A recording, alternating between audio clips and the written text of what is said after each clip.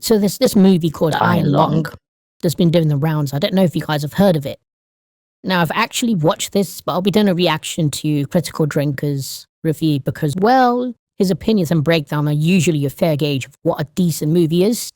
But here and there, I'll also be giving my thoughts. This one came out of nowhere. I can't really explain how, but for some reason I knew next to nothing about this movie, or the guy who made it, or the lore behind it until like a couple of days ago, when suddenly everyone was talking about Iron Lung. I mean, can you really blame me though? A YouTuber making a low-budget independent horror movie? Haven't we just done that? Well, yeah, but the difference here is that Iron Lung is actually good, taking a wildly outlandish sci-fi concept and wrapping it up into a tense, claustrophobic story of human perseverance and cosmic Lovecraftian horror, driven by a compelling script that keeps you guessing about where it's all leading, and a surprisingly strong performance from its lead actor. First off, that term Lovecraftian. Thought it was a witch who did love potions.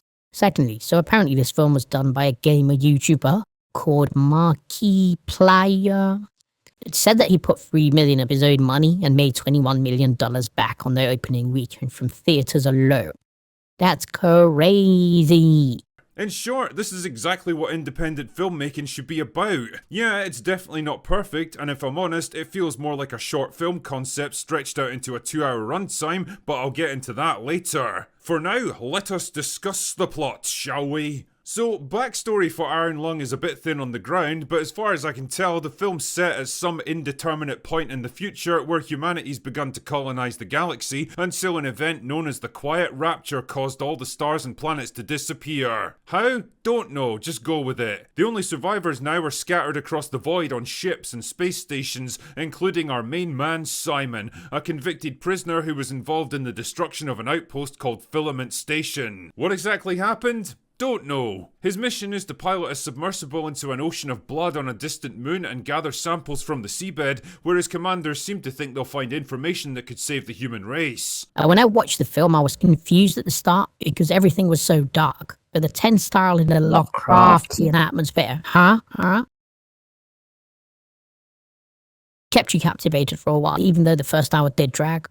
But it only got better from there, in my opinion. Wait, why is there an entire ocean of blood? Why do they think there's stuff down there that's gonna save humanity? Why use a convicted felon with zero training for such an important mission? Don't know, just go with it. Anyway, so down he goes into the deep ocean.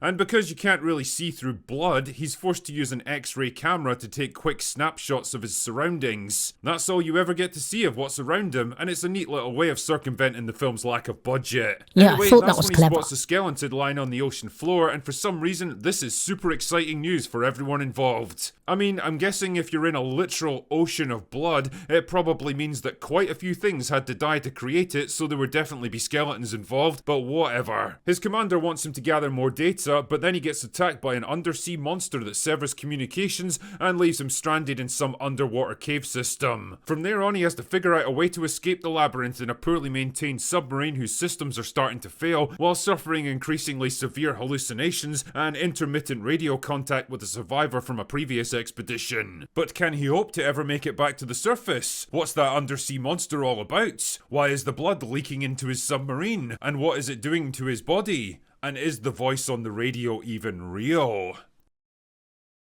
You know, the voice on the radio, well, it depends which part Drinker is talking about. The part before the monster attack, I think that was real, because they showed the lady when he got pulled back up. But if he's referring to the one that sounded normal and all of a sudden went full carry on us, then yeah, I'm confuzzled about that one still.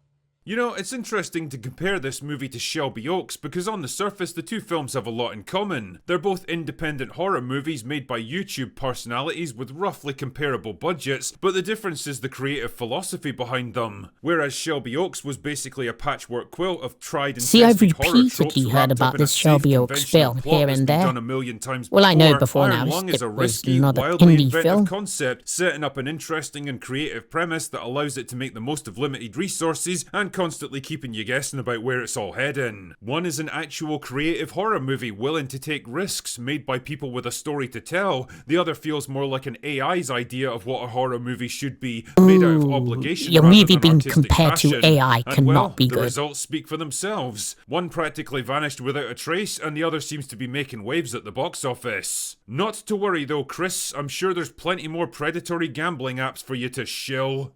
He's out of line, but he's right. The other big surprise for me was Markiplier as lead actor. Well, basically the only actor now that I think about it. I mean, let's be real here, financing your own movie so that you yourself can star in it is a risky move that could have turned the whole thing into a laughable vanity project. YouTubers aren't exactly known for their dramatic acting range, especially if they have to carry an entire movie by themselves. But credit to the guy, he pulls off a surprisingly strong, compelling performance as a desperate man pushed to his mental and physical limits, with the vague promise of freedom at the end. Yeah, I was very impressed with Markiplier's acting. Couldn't believe he was just a YouTuber, looking like a discount Keanu Reeves up there. Play. Not about the acting bit, because bro can really act. I thought it was Keanu in certain parts, actually. It's all good stuff, and you can't help but root for the guy. I said before that Iron Lung's only real weakness is the sluggish pace, mainly caused by the lack of real plot events and other characters to bounce off. The film's 2 hours long, and although it definitely gets its momentum back for the finale, this second act is pretty slow and tedious. I'm not gonna lie, I was starting to lose focus on what the protagonist was actually doing, and getting a little bored of being trapped in one location for the entire film. I get that it's supposed to play into the film's atmosphere of claustrophobia and paranoia, and it's obviously a direct copy of the video game that it's based on, but there's an obvious distinction between tension and boredom when it's stretched too far, and Iron Lung definitely crosses the line at times. I can't shake the feeling that this setup would have made for an awesome 30-minute short film rather than a drawn-out 2-hour feature, but what the fuck, nobody's going to a movie theatre to see a 30-minute film. Overall though, I think Iron Lung is a movie that's way better than it has any right to be. It's well shot, well acted, and although it doesn't pretend to answer all the questions it poses, I'm perfectly okay with that. Cosmic horror is a genre that's been chronically underrepresented in cinema, so it's nice to see a film tackling it in a unique, inventive way like this. It might not be perfect, but I never needed it to be. I just needed it to be good. And it is. So well done, Markiplier. You took a gamble and it paid off. So, that was Critical Drinker's take on the film, and look, what I'm happy about is that people actually responded to a YouTuber's indie film on the scale that they did. Okay, sure, he had a few million lying around, which is nothing compared to the big budgets of these Hollywood films, as you know. But the word of mouth marketing that this got is proof of concept that you could even crowdfund a movie if you have the social media reach, really, if you think about it. And with the level at which mainstream films keep sacrificing creative writing, plots, and even visuals for the wokey shenanigans, it's really only a matter of time before more indie films like these start popping up all over the place, even if it's just as a rebellion against Hollywood or a coincidental revival of cinema attendance. And listen, when I say sacrificing in regards to what comes from the mainstream, I mean, I could make a whole series about it, and I will, in common videos. It's simple things like the overuse of CGI, where in an indie film like with Iron Lung, you really felt the Grittiness. and human element of each special effect and the way the camera moved. Like there was a particular scene where the blood ocean monster thingy bit down on the submarine and it felt like animatronics. Not 100% sure what they used there, but it felt palpable, like it was near you. Shout out to Jurassic Park Night 3. Not just some boob expensively bad computer-generated mess. And you know, while there were mixed reactions from the slow burn of the film, the concept alone is something that keeps you wanting to know about how the world came to be, how all the stars disappeared. Like, how is there an entire ocean of blood? Like, do you know what an ocean is? Anyway, I'm really pumped to see what other creations Iron Lung has inspired people to start making, and I think it's a well-needed spark in the film space.